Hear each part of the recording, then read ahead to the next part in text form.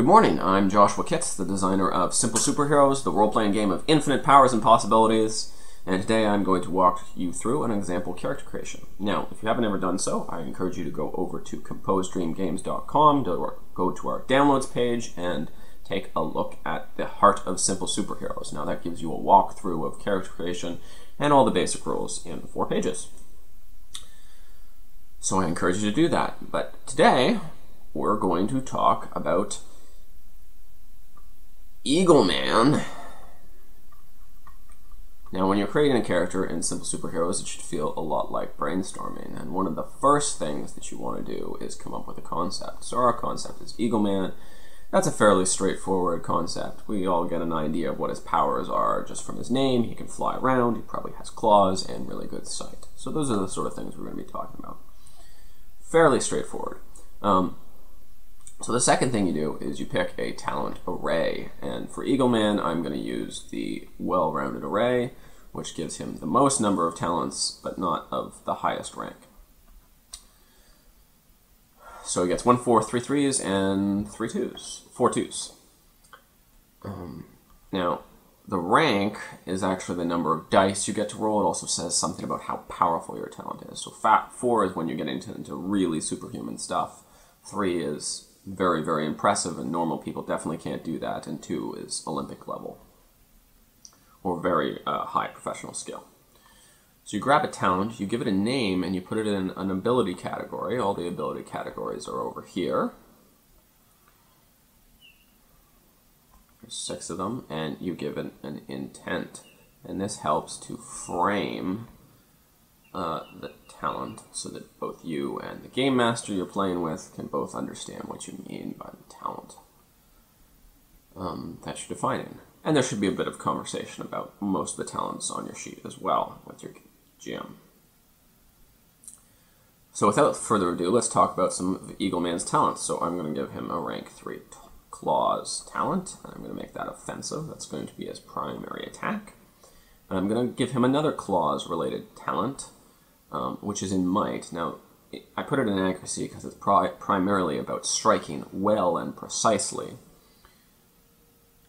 But I'm going to give him one in might, which is actually functional claws, which is about cutting through thick substances. He can probably cut through glass pretty easily with this talent, and other thick substances. So I've used a 3 and a 2.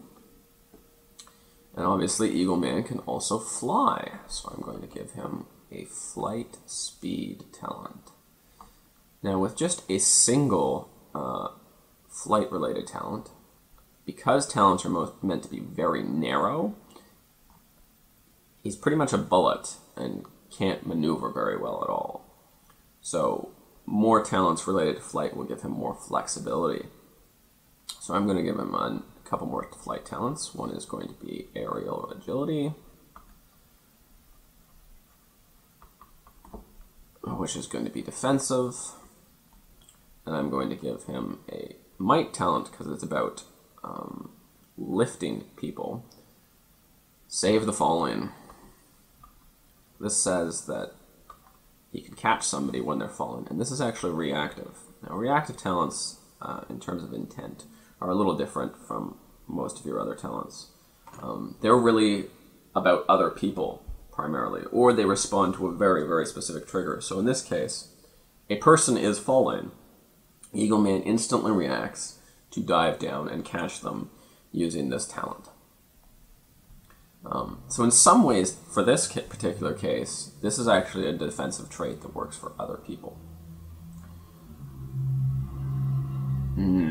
Okay, let's move on. We've got another couple 2s marked off, and we have a couple 3s and a 2 left.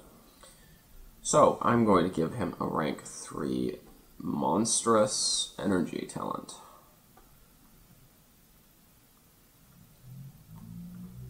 And that's functional. This is kind of a special class of talent that boosts his strain points. So everybody normally starts with 6 and 6, but because Eagle Man has this monstrous energy talent, he's going to get 8. This is going to boost it by 2, everybody's always considered having a 1 in everything. So you pretty much always roll 1 die for anything, and everybody would have a 1, so it doesn't bring it up. Now, the 8 actually also goes down to -8, and he gets to roll an 8-sided die to stay conscious. Strain points are fairly tightly connected to relations and values, and we'll talk about that later. But you can spend them to gain extra dice, do fancy things, push your powers beyond what you could normally do, recover life points, and so forth. Now, it is also possible to have your strain points damaged. If you're running a marathon or something, you probably take some strain points because it's all about, you know, what your will to press on and so forth. And there might be some offensive talents from other opponents that could damage your strain points rather than your life points.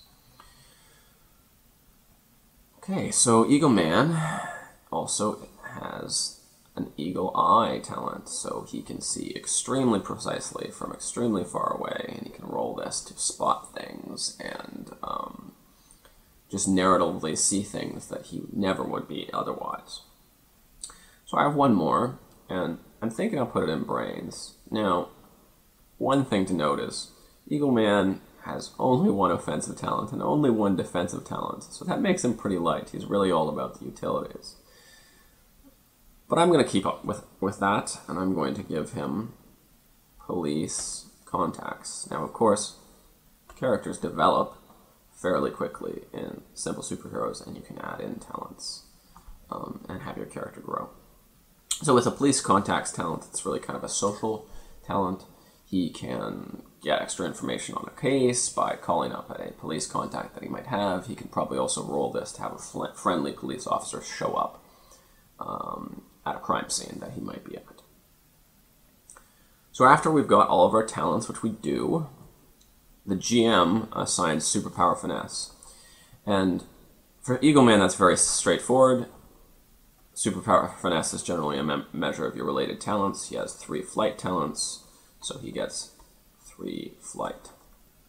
And this says that, yes, Eagle Man is a pretty skilled flyer. He's fairly flexible with it. And if he wants to do something that doesn't really fit in these talents with his flight, he could possibly roll that if he spends a strain point. So he also obviously has 2 claw talents, so we're going to give him a rank 2 claws. This rank does cap at the highest level talent in your power set. So if you had 5 flight talents, but they were all 4 below, his rank would still be 4 for flight. Okay, let's talk about relations. So relations are people, places, things that tie your character into the universe, and with a standard array, a well-rounded array, you get a 3, a 2, and a 1. So the higher rank, the more you care about it. So he has a cousin named Detective O'Leary. Okay, on again. Oh, and the detective is his cousin.